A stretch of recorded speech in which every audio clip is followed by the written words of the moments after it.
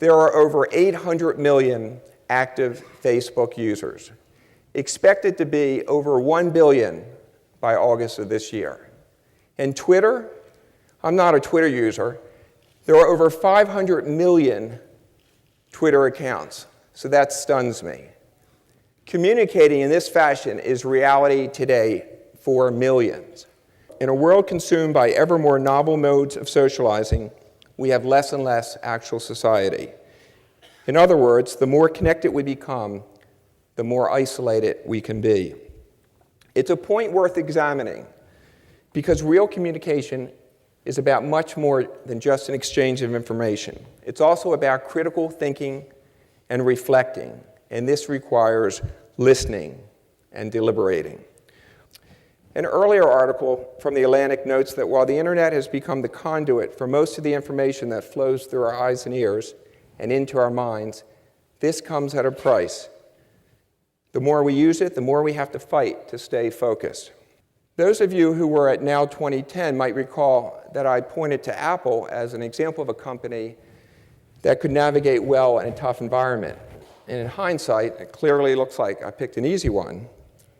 But very few people at that time were convinced that Apple's early sales of iPads and iPhones would grow as dramatically as they did.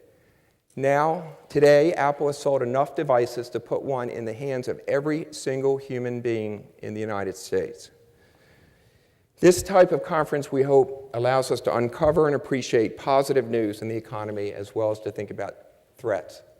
Let's try to ignore short-term clutter. I did an experiment with our equity research team last week, and I said, just give me the names of companies that you think have been stars in the 2 years since Now 2010. And I got a list of 53 companies, and they're incredible. It includes some that we talked about back then, like Salesforce and Intuitive Surgical and Clean Harbors. The list spans most sectors of the S&P, and many of the companies have demonstrated growth rates in the high teens, low 20s, and stock returns from 50 to 300%. Even in tough times, real innovators can survive and thrive. We all know the bad news: Greece, Italy, Spain, China slowing growth, Iran's nuclear capability, last week's missile launch by North Korea, news that worries us. But communication overload often prevents us from putting these worries in perspective and thinking about what events really matter to us as investors.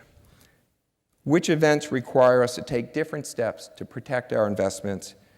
Which events create opportunities?